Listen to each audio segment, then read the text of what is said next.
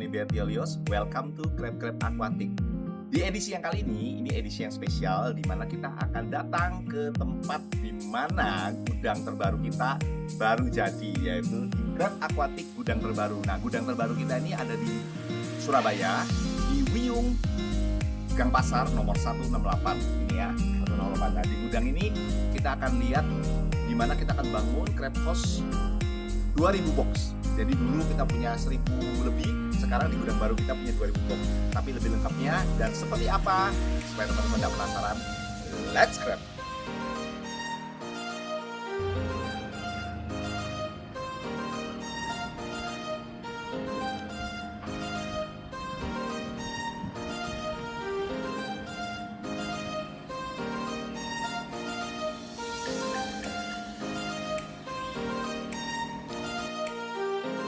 Oke guys, ikut saya.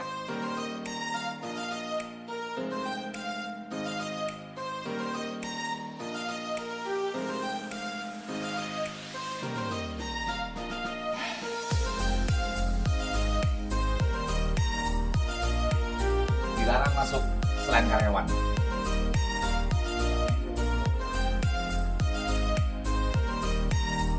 Oke, inilah gudang baru kita.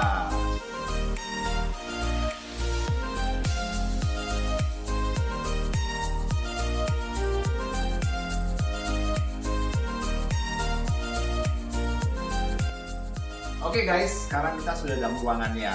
Nah, sekedar gambaran, di Crab Aquatic di Wiyung Gang Pasar nomor 168 ini luas tanahnya adalah 10 kali 25. Nah, dari tanah itu kemudian kita bagi menjadi kurang lebih 2 bagian ya, dimana nanti ada ruangan untuk kantor, ruangan untuk kepiting ngiler kita. Sekarang kita ada yang online buat teman-teman yang ingin pesan, jadi kepiting ngiler tetap ada, cuma bentuknya jadi online. Sementara kita masih mencari tempat baru untuk resto yang baru kita. Dan di depannya lagi itu ada tempat gudang kita untuk produksi crab house kalau teman-teman ada yang mau pesen dan lain-lainnya. Oke, nah di ruang untuk crab house ini kita ruangannya kurang lebih sekitar 15 kali 10. Nah di ruangan 15 kali 10 ini kita bisa bikin hampir 2000 box.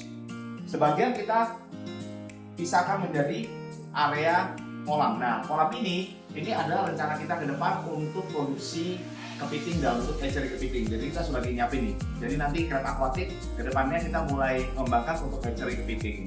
Nah di sini, area sini adalah area untuk terima barang ya, packing barang, terima barang, cuci barang, dan pasti dilengkapi sama timbangan ya. Jangan lupa timbangannya juga sudah diterak ya, di meteorologi punya Pemkot lah. Oke, di sini ada kepiting, box-box kepiting.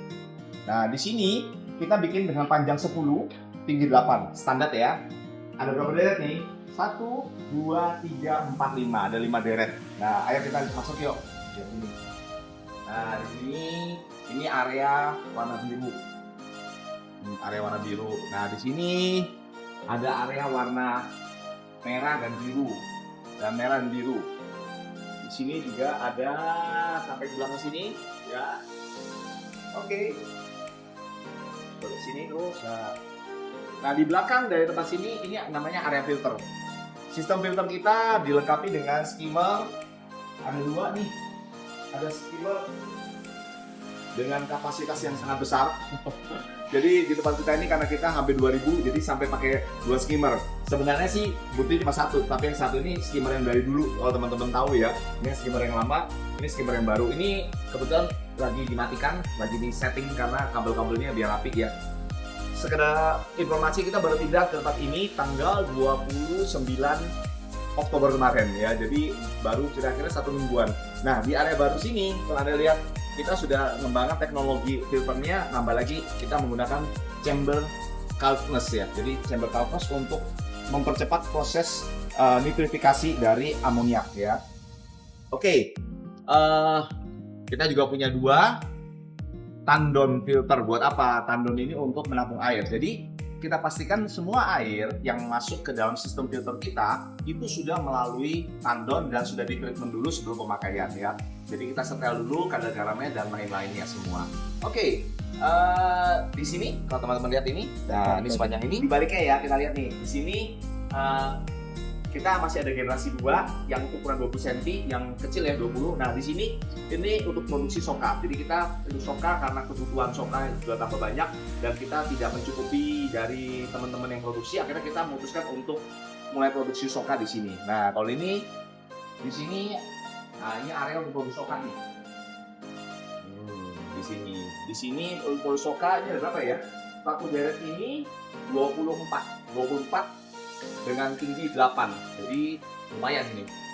Kalau kalikan 10 itu 80, kalikan 20 160, tambah lagi 8 kali 2 16 160, hampir 180-an lebih di sini ya. Nah di sini kita lihat lagi. Nah yang di sini beda sama yang sebelah ya. Kalau yang sebelah panjang 10, kebetulan karena kita manfaatkan uang, jadi yang sebelah sini panjang 12. Jadi kalau teman-teman, boleh nggak sih panjangnya lebih dari 10? Boleh. Ini buktinya kita bikin panjang 12. Panjang 12, tinggi 8. Sama. Kalau tinggi kita ambil 8, kenapa? Karena selama ini 8 ini adalah tinggi yang paling ideal nih. Buat mau ngambil kepiting, mau ngecek kepiting. Juga untuk bawahnya kita standarnya adalah tinggi 30. Kenapa? Supaya kalau bawahnya mau aktivitas pun juga tidak terlalu rendah. Jadi ini menurut kita adalah yang cukup ideal ya. Jadi ini sudah saran aja kalau teman-teman mau nyusun bisa seperti gini. Nah kalau teman-teman lihat kakinya kan pendek nih. Kenapa? Karena filternya adalah di bawah dari 0 lantai bahasanya. Jadi di bawah. Akhirnya kita bisa bikin kaki pendek. Tapi kalau teman-teman misalnya filternya sejajar lantai, berarti tingginya harus 70 kayak beberapa video-video sebelumnya ya. Oke, kita lihat di sini nih. Nah, ini ada beberapa area yang lagi di setting, belum selesai.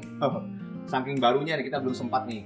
Nah, kalau kita lihat sini, ini untuk area ini kepiting yang sudah siap jual punya. Ini dengan tipe box yang transparan, boxnya transparan juga. Cuma kalau box transparan ya, kalau teman-teman misalnya deket cahaya seperti gini, jadinya begini nih, gampang lumutan. Jadi kalau transparan saya nggak nyarankan di tempat yang terbuka ya, karena lebih gampang berlumut seperti kayak gini, bersihnya lebih susah. Tapi kalau yang warna biru kan nggak lumutan ya. Jadi ini ya kita. Oke, ini proyek ke depan kita untuk hatchery kepiting.